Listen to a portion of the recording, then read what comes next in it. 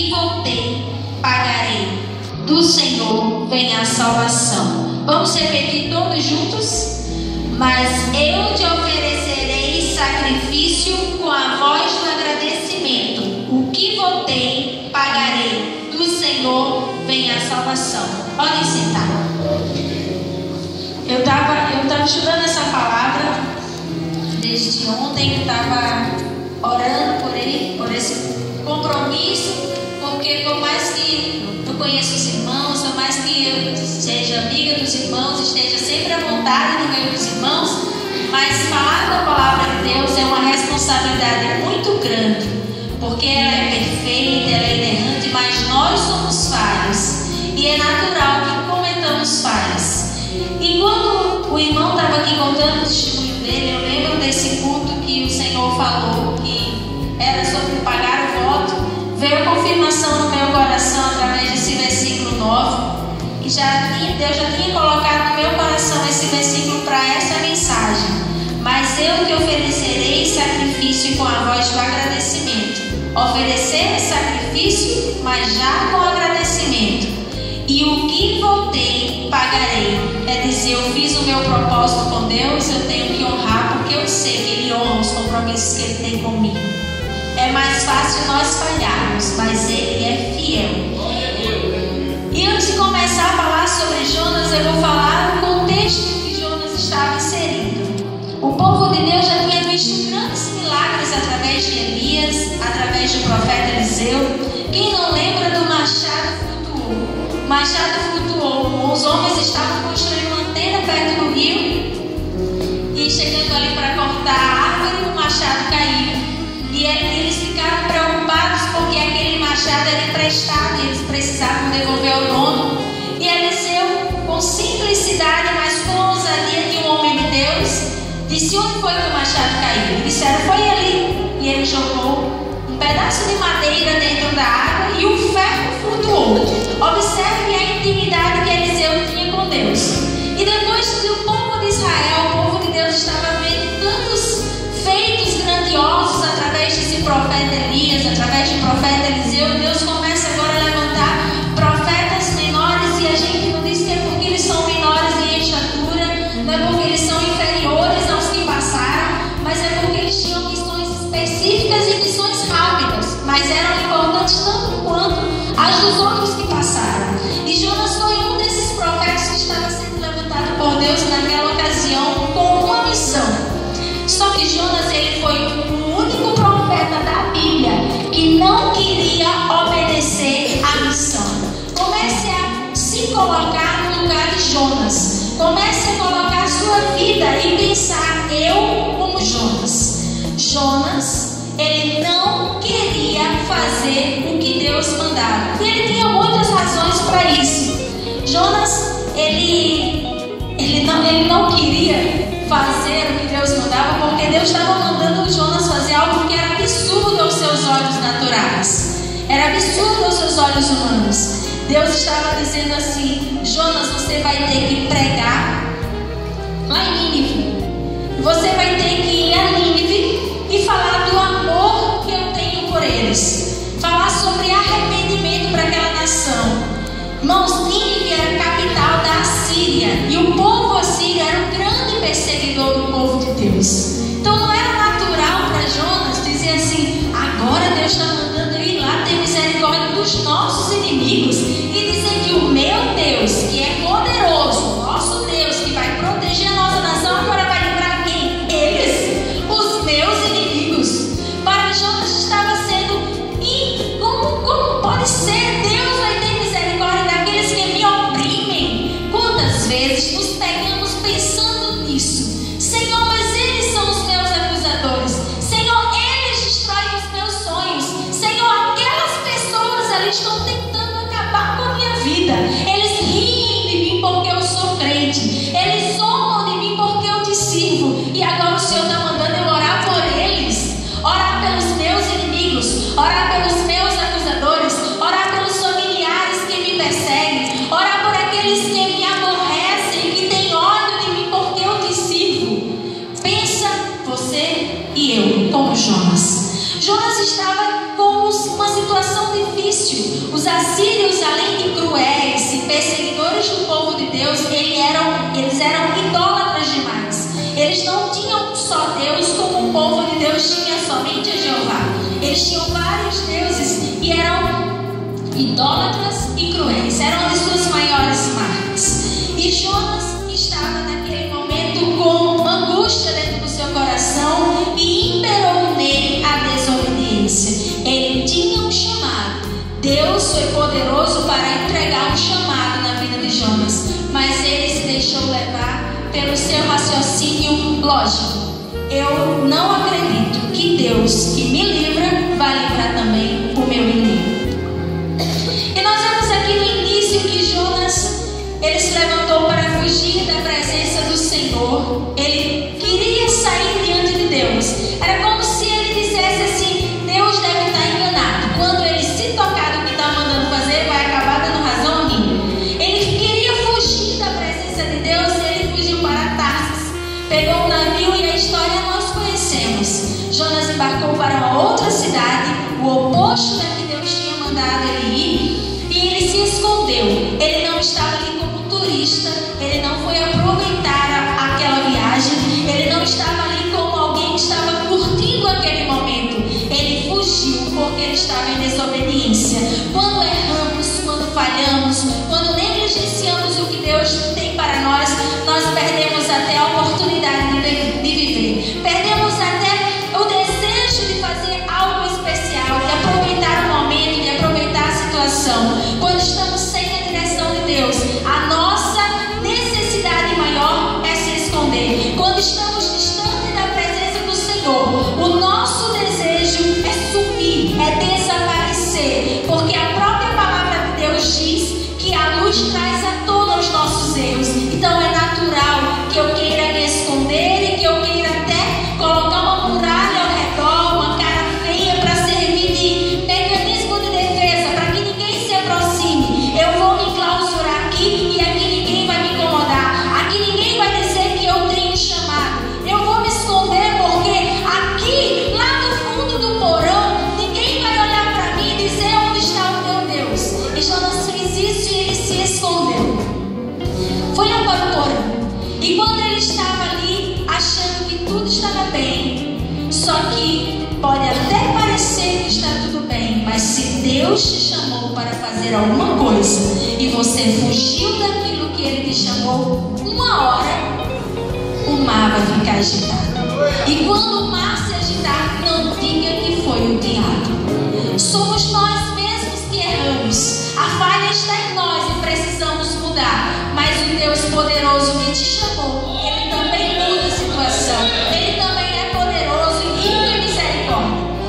E Jonas estava ali dentro do porão, escondido, e aqueles homens começaram a jogar sorte. Vamos ver aqui, talvez jogando a moeda para cima, vendo que caía sorte. Vamos ver quem é o culpado. Certamente a sorte vai acusar aquele que é culpado dessa turbulência, desse momento, dessa tempestade, desse momento de angústia naquele navio. Começaram a se desfazer das suas cargas e nada foi mostrado a não ser que a sorte caiu sobre Jonas. É alguém que está lá no porão. E quando foram lá, ele estava dormindo. Dormindo o sono da indolência. Dormir quando estamos descansando nos braços de Deus, a gente não fica parado. Quando a gente descansa nos braços de Deus, a gente continua trabalhando para Ele. Agora, quando estamos em desobediência, parece até que estamos mortos. Alguém vem e diz assim: vamos fazer a obra de Deus. Não, me deixa aqui, é melhor ficar aqui mesmo, é melhor nem se meter comigo. Por quê? O que está acontecendo? Porque quando eu digo assim, eu estou descansando em Deus, eu não paro.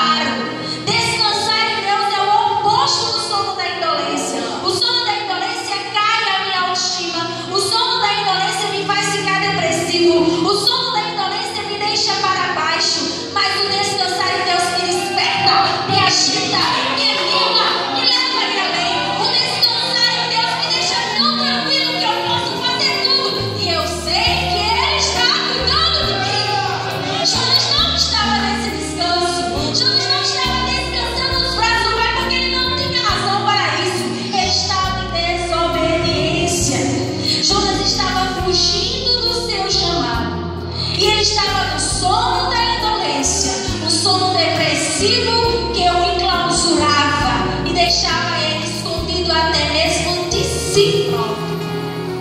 E Jonas havia escondido, os homens disseram para ele: desperta, você não está vendo o que está acontecendo, e a sorte caiu sobre você, nem estude onde vem, para onde vai. E as interrogações começaram. Quantas vezes nos interrogamos: Senhor, por que tudo isso? Olha para ti mesmo e pergunta: por que tudo isso? Se você estiver em paz com Deus, você vai fazer como o salmista: descansa minha alma, espere em Deus. Só que se você não estiver como o salmista, tranquilo, sabendo que fez a sua parte, você vai fazer como Jonas: eu sei que a culpa é minha. E Jonas naquele momento disse: eu sei que a culpa é minha, me lance daqui, me jogue deste barco, eu não sirvo para nada, eu deveria ter ido. Meu Deus, foi o que fez o céu e a terra, que tem o domínio do mar. E entrou temor no coração daqueles homens que não conheciam o Deus de Jonas. Mas só em Jonas falar quem era o seu Deus, entrou temor no coração deles. E Jonas foi lançado ao mar. Mas o Deus que é poderoso para dar o chamado, Ele é poderoso para ter misericórdia, e Ele é poderoso para dar o escape. E naquele mesmo instante, Deus preparou um grande peixe, que foi o escape de Jonas.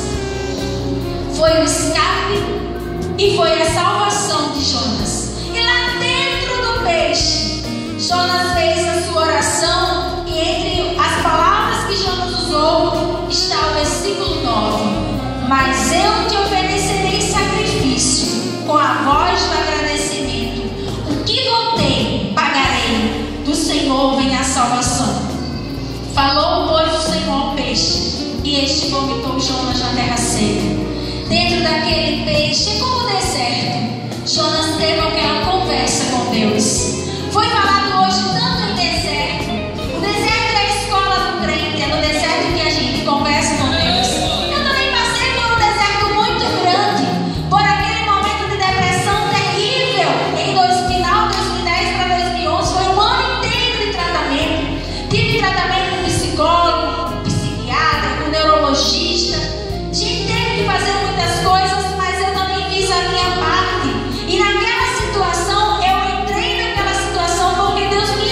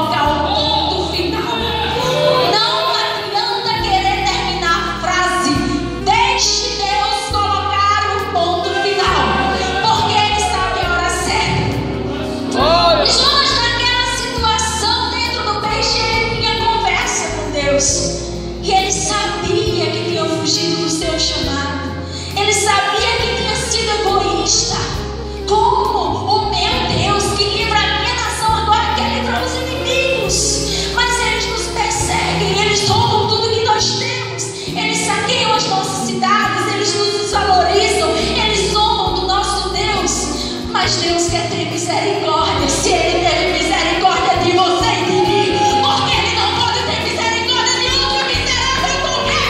Quem somos nós? Não somos superiores a ninguém. Se estamos aqui porque Deus cuidou, porque Deus tratou. Do mesmo barro que Ele foi formado, você também foi. Não somos melhores do que os ímpios, do que as prostitutas, do que os drogados. Somos criaturas de Deus, e é o amor que Ele teve por mim, por você, Ele tem pelo perdido. Culto nos lares. Eu não quero fazer culto no lar, porque minha casa é limpinha, eu não quero que entre gente para sujar o meu tapete. Como assim? Você sabia que com toda a nossa imundície nós estamos sendo tratados para entrar na casa de Deus, e Ele é santo? Por que eu não vou querer uma poeira entrando na minha casa se eu vou querer invadir o céu?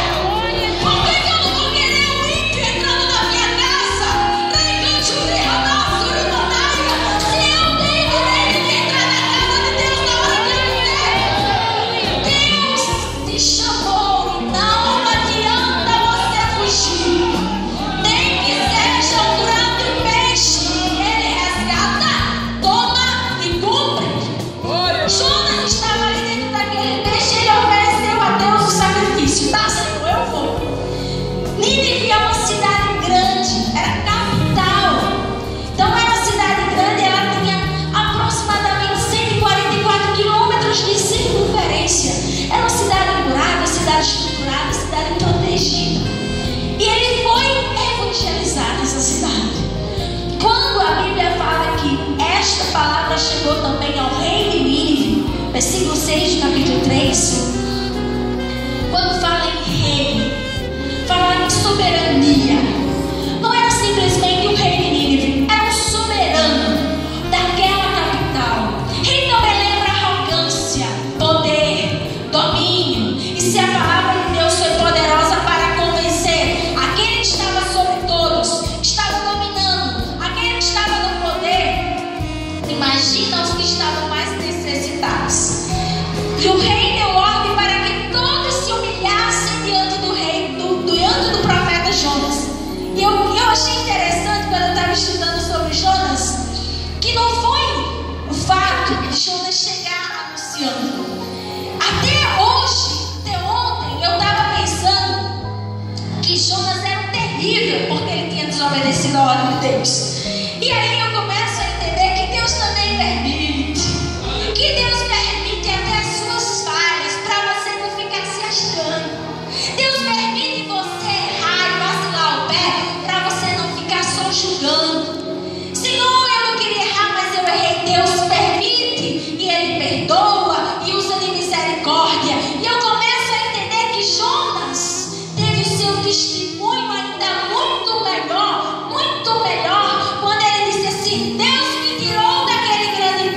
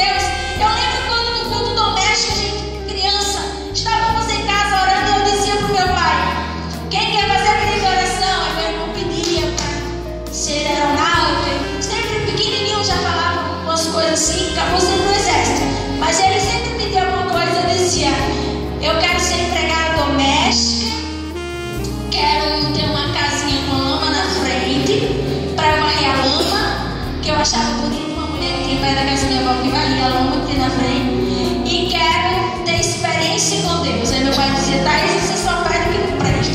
Thaís, pelo amor de Deus, você estuda. Você tem que ser um mole. Não é desonroso ser empregado doméstico. Mas você pode ser algo melhor que você está estudando. Thaís, você pode ter uma casa melhor, Thaís. Thaís, você só pede coisa difícil, você está pedindo experiência com Deus, você está pedindo luta.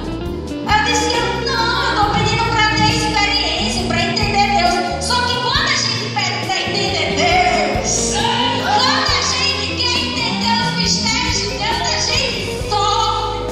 Mas a gente fica feliz também, porque começa a entender que o nosso Deus é grande, que o nosso Deus é maravilhoso, que o nosso Deus faz além do que pedimos ou pensamos, porque o poder que Ele tem não é só para falar e fazer promessa, não, é para cumprir também.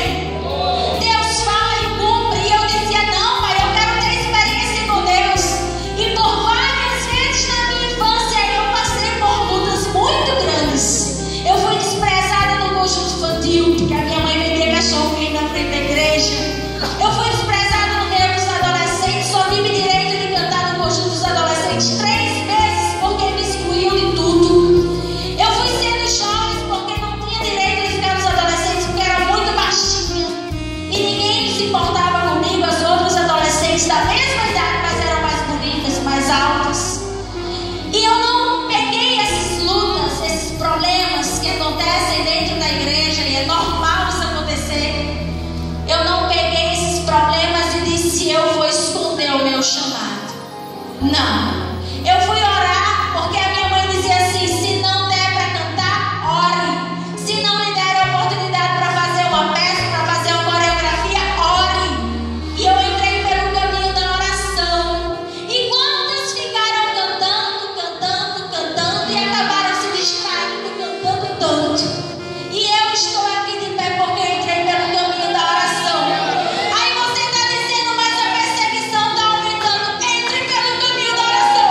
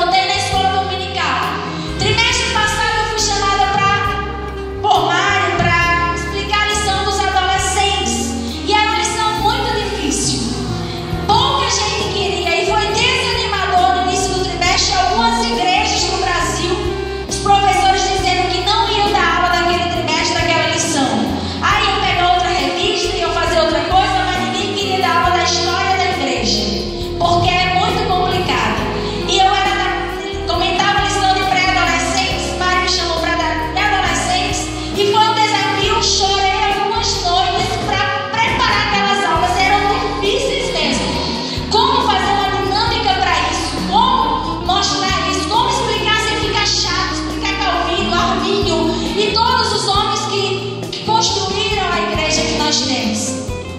Como explicar as ideias deles? E por muitas vezes eu fui desafiada dentro de mim, eu chorava dizendo: Senhor, não dá, tá difícil. Cada vez que eu ia gravar eu dizia: menos uma, graças a Deus, terminou essa. E tem uma lição que eu adoeci, foi difícil, acho que eu gravei na quinta ou foi na sexta, e já era nos fins de semana, o povo já estava louco para assistir, para ver o que ia ter para aula. E Mari disse: então não grava essa semana, você não está bem. Eu disse: eu vou gravar, porque Deus vai honrar o meu esforço. E Deus falava no meu coração que ia ter salvação, que ia ter colheita. Essa era a palavra: vai ter colheita. E vinha no meu coração essa palavra, e eu disse: eu vou gravar, porque Deus vai honrar o meu esforço. E quando eu fui, logo depois dessa semana, eu fiquei feliz porque o esposo de uma prima minha aceitou Jesus. Uma outra prima minha, já mais velha que eu, aceitou Jesus. A filha dela aceitou Jesus. São pessoas que eu e meu pai, minha família, evangelizamos muito tempo, mas não queriam Jesus. E sabe como foi que eles foram tocados? Assistindo aquelas pré-aulas. Eu colocava no Face, alguém via, e um deles foi lá no meu tio e disse assim, essa prima mais velha que eu tenho, ela disse assim: Evilásio, eu preciso aceitar Jesus. Titico, que era como chamava meu pai, ele falou tanto de Deus, e agora vendo o jeito de vocês, Thaisa, longe, foi lá para aquela cidade, nada a ver, eu tinha que ir, mas me deu vontade de ser crente, e começou a chorar e disse: eu preciso aceitar Jesus. E começou a reconhecer a necessidade de Deus, e ele disse: Thaisa, foi linda a salvação dela. Ela veio aqui pedir para ser crente. E esse meu tio é pastor e ele orou por ela. E graças a Deus essa começou a colheita. Eu sei, irmãos, que nesse trimestre passado 4 pessoas da minha família aceitaram Jesus. 4 primos aceitaram Jesus. Primos adultos, nenhuma era, todos são adultos, mas até mais velhos do que eu. O que eu quero dizer com isso? Deus vai honrar o seu esforço de ser fiel. Você está entendendo o que esta palavra está dizendo? Eu te oferecerei sacrifício. Sacrifício não é fácil. Sacrifício é doloroso, mas é um sacrifício já agradecendo pela vitória, já agradecendo pelo cumprimento da promessa. Faça o seu propósito com Deus. Diga: Senhor, eu ofereço a ti o meu sacrifício. Tu sabes o que eu estou sacrificando nesta noite. Abra mão de alguma coisa que o seu eu deseja. Abra mão de um sentimento. Abra mão do temperamento. Abra mão das suas palavras. E deixe Deus cumprir as promessas dele